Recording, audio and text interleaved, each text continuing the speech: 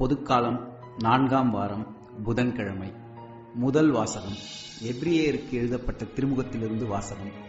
அதிகாரம் 12, 4 முதல் 7 முடிய, 11 முதல் 15 முடிய. சகோதரர் சகோதரிகளே, பாவத்திற்கு எதிரான போராட்டத்தில் ரத்தம் சிந்தும் அளவுக்கு நீங்கள் இன்னும் எதிர்த்து நிற்கவில்லை. தம் பிள்ளைகளிடம் பேசுவது போல் இறைவன் உங்களுக்கு தந்த பின்வரும் அறிவுரையை நீங்கள் மறந்துவிட்டீர்கள். பிள்ளாய், ஆண்டவர் உன்னை கண்டித்து திருத்துவதை வேண்டாம் என தள்ளிவிடாதே. அவர் கண்டிக்கும் போது தளர்ந்து போகாதே. தந்தை தாம் ஏற்றுக்கொண்ட மக்களை தண்டிக்கிறார். ஆண்டவர் தாம் யாரிடம் அன்பு கொண்டிருக்கிறாரோ அவர்களை கண்டிக்கிறார். திருத்தப்படுவதற்காக துன்பங்களை தாங்கிக் கொள்ளுங்கள். கடவுள் உங்களை தம் பிள்ளைகளாக நடத்துகிறார். தந்தை தண்டித்து திருத்தாத பிள்ளை உண்டோ? இவ்வாறு திருத்தப்படுவது இப்போது மகிழ்ச்சிக்குரியதாயிராமல் துயரத்துக்குரியதாகவே தோன்றும். ஆனால் பின்னர் இவ்வாறு பயிற்சி பெற்றவர்கள் அமைதியையும் நேர்மையான வாழ்வையும் பயனாக பெறுவர். எனவே தளர்ந்து போன கைகளை திடப்படுத்துங்கள். தள்ளாடும் முழங்கால்களை உறுதிப்படுத்துங்கள். நீங்கள் நேர்மையான பாதையில் நடந்து செல்லுங்கள். அப்பொழுதுதான் ஊனமாய் போன கால்முட்டு பிசகாமல் குணமடையும். அனைவருடனும் அமைதியாய் இருக்க முயலுங்கள். தூய்மையை நாடுங்கள். தூய்மையின்றி எவரும் ஆண்டவரை காண மாட்டார். உங்களுள் எவரும் கடவுளின் அருளை இழந்து விடாமல் இருக்க பார்த்து கொள்ளுங்கள். கசப்பான நச்சுவேர் எதுவும் உங்களுக்குள் முளைத்து தொல்லை கொடுக்காதபடியும் அதனால் பலர் கெட்டு போகாதபடியும் பார்த்து கொள்ளுங்கள். இது ஆண்டவர் வழங்கும் அருள்வாக்கு. உமக்கு நன்றி. நற்செய்தி வாசகம். மார்க்கு எழுதிய நற்செய்தியிலிருந்து வாசகம். அதிகாரம் 6, வசனங்கள் 1 முதல் 6 வரை. அக்காலத்தில் இயேசு தொழுகை கூட தலைவரின் வீட்டிலிருந்து புறப்பட்டு தமது சொந்த ஊருக்கு வந்தார். அவருடைய சீடரும் அவரை பின்தொடர்ந்தனர். ஓய்வு நாள் வந்தபோது அவர் தொழுகை கூடத்தில் கற்பிக்க தொடங்கினார். அதை கேட்ட பலர் வியப்பில் ஆழ்ந்தனர். அவர்கள், இவருக்கு இவையெல்லாம் எங்கிருந்து வந்தன? என்னே இவருக்கு அருளப்பட்டுள்ள ஞானம்? என்னே இவருடைய கைகளால் ஆகும் வல்ல செயல்கள்? இவர் தச்சர் அல்லவா? மரியாவின் மகன்தானே? யாக்கோபு, யோசே, யூதா, சீமோன் ஆகியோர் இவருடைய சகோதரர் அல்லவா? இவர் சகோதரிகள் இங்கு நம்மோடு இருக்கிறார்கள் அல்லவா என்றார்கள். இவ்வாறு அவரை ஏற்றுக்கொள்ள அவர்கள் தயங்கினார்கள். இயேசு அவர்களிடம், சொந்த ஊரிலும் சுற்றத்திலும் தம் வீட்டிலும் தவிர மற்றெங்கும் இறைவாக்கினர் மதிப்பு பெறுவர் என்றார். அங்கே உடல் நலமற்றோர் சிலர் மேல் கைகளை வைத்து குணமாக்கியதை தவிர வேறு வல்ல செயல் எதையும் அவரால் செய்ய இயலவில்லை. அவர்களது நம்பிக்கையின்மை கண்டு அவர் வியப்புற்றார். அவர் சுற்றிலும் உள்ள ஊர்களுக்கு சென்று கற்பித்து வந்தார். இது கிறிஸ்து வழங்கும் நற்செய்தி. கிறிஸ்துவே, உமக்கு புகழ்.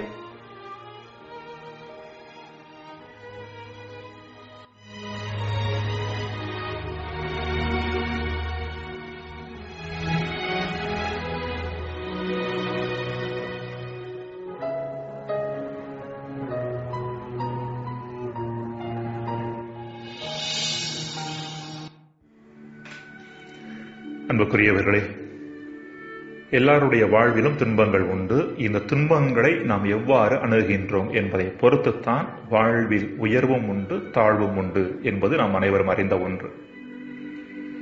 இன்றைய முதல் வாசகத்தில் எபிரேய நூலாசிரியர், திருத்தப்படுவதற்காக துன்பங்களை தாங்கிக் கொள்ளுங்கள். கடவுள் உங்களை தம் பிள்ளைகளாக நடத்துகிறார்.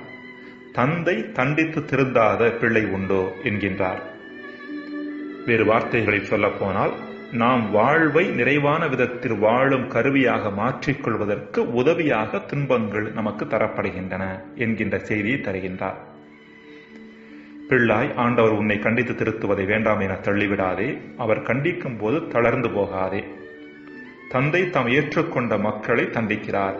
ஆண்டவர் தாம் யாரிடம் அன்பு கொண்டிருக்கிறாரோ அவர்களை கண்டிக்கிறார் என்கின்ற பழைய ஏற்பாட்டு வசனங்களை எடுத்துரைத்து துன்பங்கள் மட்டிலான நம் அணுகுமுறை சரியானதாக இருக்க வேண்டும் என்கிற செய்தியை தருகின்றார்.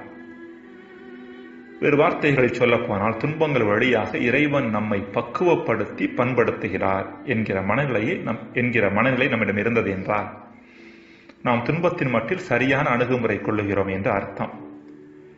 இதற்கு மாறாக துன்பங்கள் காரணமாக பிறர் மட்டில் நாம் எரிச்சலும் கோபமும் கொண்டு செயல்பட்டோம் என்றால், அது நம்மையும் பிறரையும் அழித்துக் கொள்வதற்கான வழியாக மாறிவிடும்.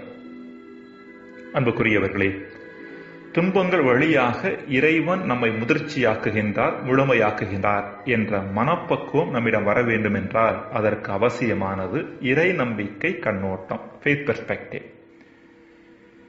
இஸ்ரேல் மக்கள் எகிப்திலிருந்து வெளியேறிய நாளிலிருந்து கானான் தேசத்தில் குடியேறும் வரை பல்வேறு வகையான துன்பங்களுக்கு ஆளானார்கள். உணவு, நீர் போன்ற அடிப்படை வசதிகள் இல்லாமல் துன்புற்றனர். எதிரிகளால் அச்சுறுத்தப்பட்டனர், விலங்குகளால் தாக்கப்பட்டனர். ஏன் கானான் நாட்டில் குடியேறிய பின்பு கூட பல்வேறு தடைகளுக்கு ஆளானார்கள். இப்படிப்பட்ட துன்பங்கள் நேரத்தில் அவர்கள் முணுமுணுத்தார்கள் என்றாலும், இன்னொரு புறம் இப்படிப்பட்ட துன்பங்கள் வழியாக இறைவன் தங்களை உருவாக்குகின்றார், உருமாற்றுகின்றார் என்பதையும் அவர்கள் நம்பினார்கள். இதுவே இறை நம்பிக்கை கண்ணோட்டம் என்பது. இப்படிப்பட்ட இறை நம்பிக்கை கண்ணோட்டம் இருந்த காரணத்தினாலேயே பழைய ஏற்பாட்டை நாம் மீட்பின் வரலாற்றினுடைய ஒரு பகுதியாக கருதுகின்றோம். இன்றைய நற்செய்தி நாம் சந்திக்கின்ற ஒரு குறிப்பிட்ட வகையான துன்பத்தை எடுத்துரைத்து, அந்த துன்பத்தின் வழியாக நாம் நம்மை வளர்த்துக் கொள்ளவும் முடியும், அல்லது அதிலே சிக்கிக்கொண்டு நம் வாழ்வை நரகமாக்கிக் கொள்ளவும் முடியும் என்பதை எடுத்துரைக்கிறது. வழக்கமாக நமது ஊரைச் சேர்ந்தவர்கள், நமக்கு தெரிந்தவர்கள், நாம் கொண்டிருக்கிற அதே பின்னணியை கொண்டவர்கள் நம்மை விட உயர்நிலைக்கு செல்லும் போது பொறாமை என்பது தானாகவே தோன்றும். எங்கோ இருக்கிற நபரை பார்த்து நாம் பொறாமை கொள்வதில்லை. மாறாக நம்மோடு உடன் வாழுகிற நபர் வளர்ச்சி அடைகின்ற பொழுது நம் மனதில் போராட்டம் ஏற்படுகிறது, சஞ்சலம் தோன்றுகிறது. நம் ஆளுமை கேள்விக்குட்படுத்தப்பட்டதாக நாம் உணர்கிறோம். மற்றவர்கள் அந்த குறிப்பிட்ட நபரோடு நம்மை ஒப்பிட்டு நம்மை இழிவாக கருதி விடுவார்களோ என்ற எண்ணத்தில் இருந்து எழும் போராட்டம் அது. வேறு வகையில் சொல்ல போனால், உடன் வாழுகிறவர்கள் முன்னேறுவது நமது அகந்தைக்கு மிகப்பெரிய அடியாக இருக்கிறது. இப்படிப்பட்ட பொறாமை காரணமாக நம்மில் தோன்றும் மனக்கலக்கம், சஞ்சலம், வேதனை ஆகியவற்றை பயன்படுத்தி நம்மை நாம் வளர்த்துக் கொள்ளவும் முடியும், அல்லது நம்மை நாமே அழித்துக் கொள்ளவும் முடியும் என்பதை நாம் உணர்வது அவசியம். அதாவது, பிறரோடு நம்மை ஒப்பிட்டு நம்மில் பொறாமை தோன்றுவதை விழிப்புணர்வோடு கண்ணோக்கி அந்த பொறாமையை வெற்றி கொள்ள முயற்சித்தோம் என்றால் நாம் நம்மை வளர்த்துக் கொள்கிறோம் என்ற அர்த்தம். அது மட்டுமல்லாமல், நம்மை விட வளர்ந்த நபரை விட நாம் இன்னும் அதிகமாக வளர வேண்டும் என்ற ஊக்கத்தை மனதில் உருவாக்கி கொண்டு இன்னும் நன்றாக உழைத்து நம் வாழ்வை உயர்த்தி கொண்டோம் என்றால் பொறாமையினால் வரக்கூடிய துன்பத்தை நாம் சரியாக கையாளுகிறோம் என்று அர்த்தம். இதற்கு மாறாக, வளர்ந்த நபரை பார்த்து பொறாமை கொண்டு அவரது பெயரை கெடுக்கும் விதமாக நடந்து கொண்டோம் என்றால் நாம் அழிவை நோக்கி பயணிக்கிறோம் என்று அர்த்தம். இப்படிப்பட்ட இரண்டாவது வழியை பின்பற்றுகின்ற பொழுது பாதிப்பு நமக்குத்தானே ஒழிய பிறருக்கு அல்ல என்பதை புரிந்து கொள்வது அவசியம். பல வேளைகளில் பொறாமை கொண்டு நாம் பிறருக்கு எதிராக செய்யும் செயல்கள் மற்றவர்களை அழிப்பது போல தோன்றுகிறது. ஆனால் உண்மை நிலவரம் என்னவென்றால், அப்படிப்பட்ட பாதிப்பு நமக்குத்தான் அதிகமாக நிகழ்கிறது என்பதை புரிந்து கொள்ள வேண்டும். அதைத்தான் இன்றைய நற்செய்தியில் நாம் பார்க்கிறோம். இயேசுவின் சொந்த ஊரைச் சேர்ந்தவர்கள் இயேசுவின் வளர்ச்சியை ஏற்றுக்கொள்ள முடியாதவர்களாக இருந்ததன் காரணமாக பாதிப்பு அவர்களுக்குத்தானே ஒழிய இயேசுவுக்கு அல்ல என்பதை நாம் அங்கு தெளிவாக பார்க்கிறோம். ஜெபம். இறைவா, துன்பங்களையும் வாழ்வை உருவாக்குவதும் உருக்குலைப்பதும் அவற்றின் மட்டிலான எம் அணுகுமுறையை பொறுத்தது என்பதை நாங்கள் உணர வரம் தாரும். ஆமென்.